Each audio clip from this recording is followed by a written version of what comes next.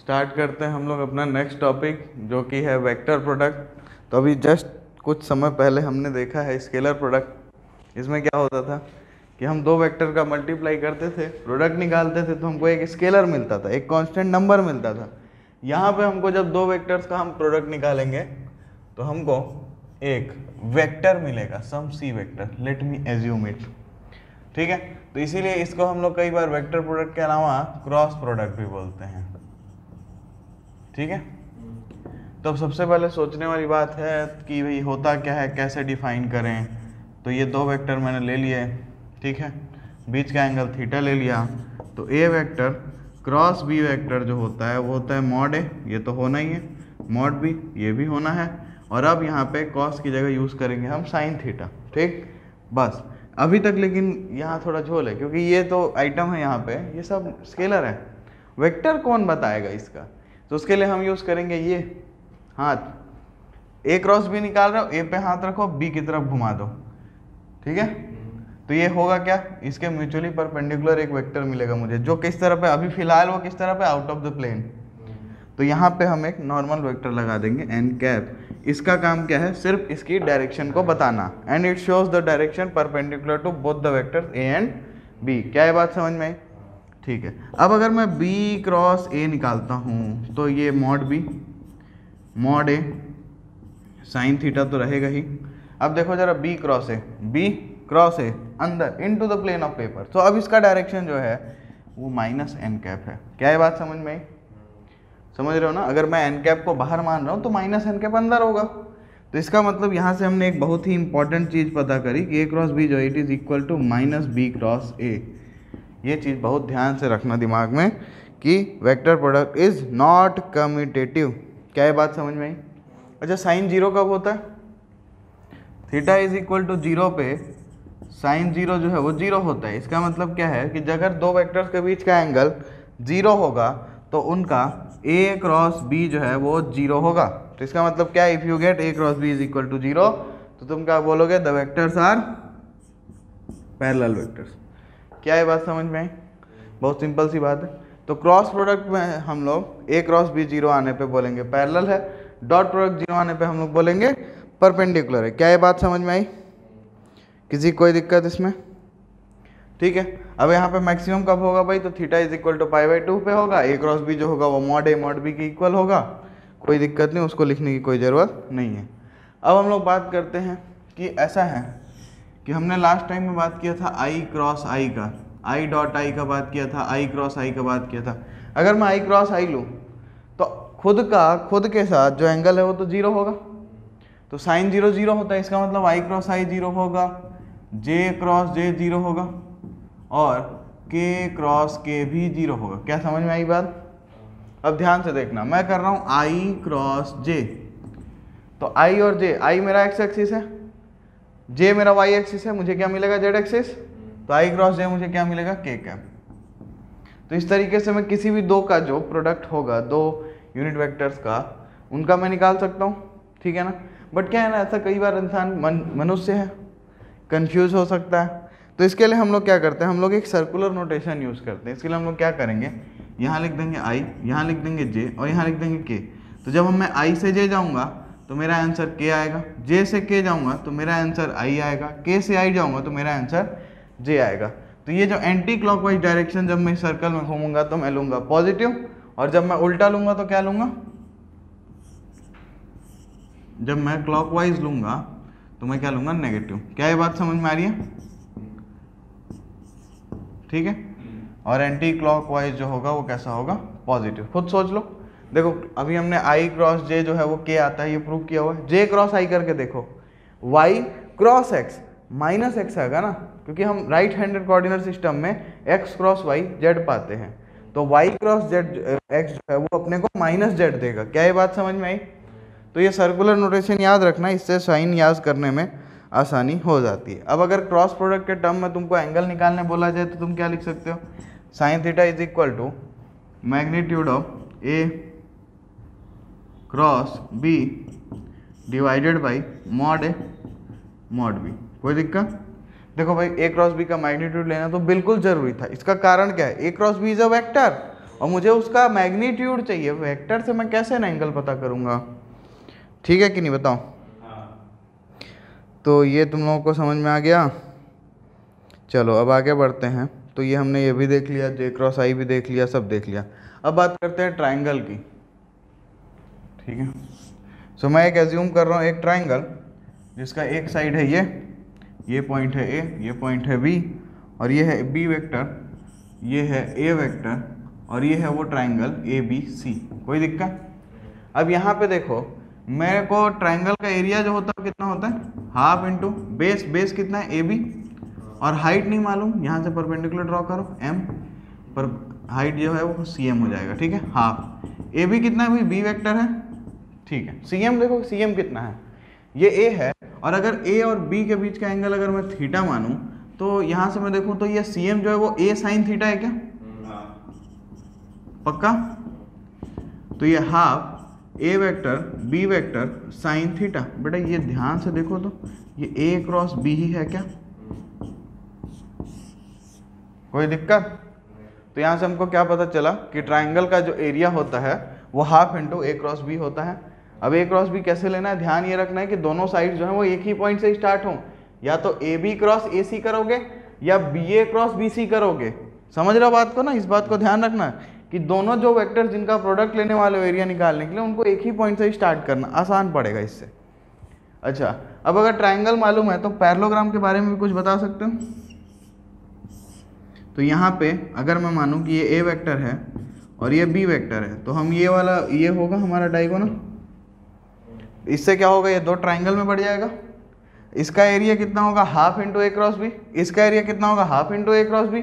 दोनों को मैं ऐड करूंगा तो इसका जो नेट एरिया मुझे मिल जाएगा वो ए क्रॉस बी का मॉडुलस मिल जाएगा। क्या ये बात समझ में आई? तो बड़े आराम से हम लोग पैरेललोग्राम का भी एरिया निकाल सकते हैं। किसमें किसी कोई दिक्कत? ठीक है, इसको नोट कर लो, फिर कुछ प्रॉपर्टीज़ की बात करेंगे। अब आगे बढ़ते हैं हम लोग। तो हमने देखा था कि हमारा जो डॉट प्रोडक्ट है वो डिस्ट्रीब्यूटिव होता है, तो वैसे ही हमारा जो क्रॉस प्रोडक्ट है ये भी डिस्ट्रीब्यूटिव होता है। तो अगर इसको तुम लोग देखोगे तो इसको तुम लिख सकते हो ए क्रॉस बी प्लस ए क्रॉस सी। कोई दिक्कत? तो ये तो बहुत सिंपल सी बात है।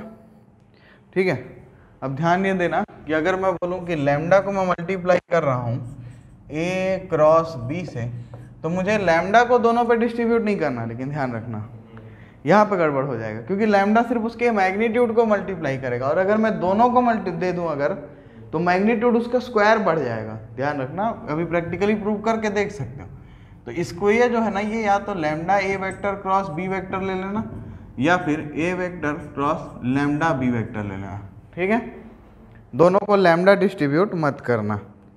अगर तुमको इसका प्रूफ चाहिए तो अभी हम लोग पहले चलते हैं निकालने के लिए cross product in terms of rectangular components. तो मैं दो वेक्टर ले लेता हूँ, a1 i cap plus a2 j cap plus return a3 k cap. ठीक है, और दूसरा वेक्टर हमारा है b वेक्टर, ये है b1 i cap plus b2 j cap plus b3 k cap. अच्छा ये बताओ, सबको डिटर्मिनेंट निकालना आता है? चैप्टर 4 सब लोग अच्छे से पढ़े हैं ना? तो एक जादुई वेक्टर डिटर्मिनेंट निकालेंगे। ए वेक्टर क्रॉस बी वेक्टर जो है ये होता है, हम क्या करेंगे, आई कैप लिखेंगे, जे कैप लिखेंगे, के कैप लिखेंगे। ठीक, फिर a1 a2 a3 b1 b2 b3, और इसको सॉल्व करोगे तो एक वेक्टर मिलेगा। आई कैप लोगे this minus this, minus J cap लोगे this into this minus this into this, K cap लोगे this into this minus this into this. Determinant थोड़ी सॉल्व करवाऊंगा यार, चैप्टर 4 में पूरा पढ़े हो। तो इस तरीके से हम लोग कभी भी क्रॉस प्रोडक्ट निकालते। तो यहाँ तुम लोग चाहो तो इसको प्रूव कर सकते हो। पहले एक और वेक्टर ले लो, एक और वेक्टर एज्यूम कर लेते हैं, C vector, c1 i cap plus c2 j cap plus c3 k cap. ठीक, अब ए क्रॉस बी निकालना, ए क्रॉस सी निकालना, दोनों को जोड़ देना, फिर b प्लस सी करना और उसका क्रॉस कर देना a के साथ, मिल जाएगा दोनों साइड इक्वल। सेम प्रूफ इसके लिए भी तुम ट्राई कर सकते हो। और देखो मैं डायरेक्ट दिखा सकता हूँ, अगर मैं लैम्डा ए और लैम्डा बी करूँ तो यहाँ लैम्डा लैम्डा कॉमन निकलेगा, लैम्डा स्क्वायर हो जाएगा ना मैग्नीट्यूड, तो वो मुझे नहीं चाहिए, इसलिए लैम्डा हमने सिर्फ एक को दिया है। तुम चाहो तो मैथमेटिकली इसको प्रूव कर सकते हो। बताओ इसमें किसी कोई दिक्कत? अब इसको हम लोग यहाँ सॉल्व करने नहीं जा रहे हैं, बाकी फिर भी अगर तुम खुद सोचोगे तो यहाँ पे जब इसको तुम मल्टीप्लाई करते तो होता क्या, a1 i कैप इससे मल्टीप्लाई होता 0 मिलता, फिर a1 i cap into b2 j cap होता, तो a1 b2 i cross j जो है वो k बन जाता। ठीक है, तो वो काम यहाँ डिटर्मिनेंट तुमको करके दे देगा। तुम या तो चाहो तो इसको मल्टीप्लाई कर लो, राइट हैंड ये जो थंब रूल है इसको यूज करते जाओ, हर एक का क्रॉस का डायरेक्शन लिखो और इससे जो आउटपुट आएगा दोनों सेम आएगा, बट वो ट्राई करने की ज़रूरत नहीं है। बिलीव मी कि ये क्रॉस प्रोडक्ट से तुमको सही आंसर मिलेगा सिर्फ इस डिटर्मिनेंट को सॉल्व करने पे। ठीक, तो अब आगे बढ़ते हैं और कुछ सवाल देख लेते हैं, बड़े सिंपल से सवाल है इस पे। तो सबसे पहला जो सवाल हम लोग लेंगे वो है ये कि find magnitude of a cross b, और a वेक्टर जो है वो दिया हुआ है 2i cap plus j cap plus 3k cap, और b वेक्टर जो दिया हुआ है 3i cap plus 5j cap minus 2k cap. ठीक, तो a क्रॉस b निकालना है, तो ये डिटर्मिनेंट अभी सॉल्व मत करो, इसको घर पे करना। अभी इसका डिटर्मिनेंट सॉल्व कर लो। पहले a क्रॉस b वेक्टर लिखते हैं, क्या होगा भाई, i cap j cap k cap 2 1 3 3 5 minus 2। चलो फटाफट इसको सॉल्व करो अपने आप से। 1 इंटू माइनस 2 माइनस 5 3 जा 15, बढ़िया। फिर अब क्या होगा, देखो प्लस माइनस प्लस ऐसे ब्रेक करते हैं ना, तो माइनस जे कैप लिखे। अब क्या होगा, इसके रो कॉलम को हटाए, 2 इंटू माइनस 2 माइनस 4, 3 इंटू 3 9। ठीक है, फिर अब आएगा प्लस के कैप, तो इसके लिए 5 टू 10 माइनस 3, बढ़िया।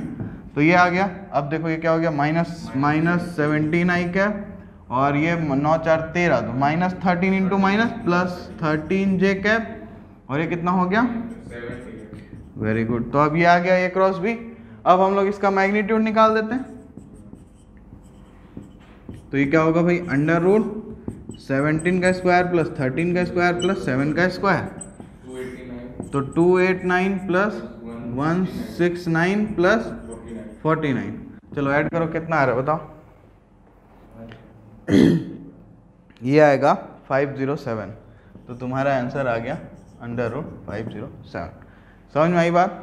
क्रॉस प्रोडक्ट कैसे निकालना है, बहुत ही सिंपल होता है, इसमें ज़्यादा टेंशन लेने की ज़रूरत नहीं है। चलो नोट करो इसको।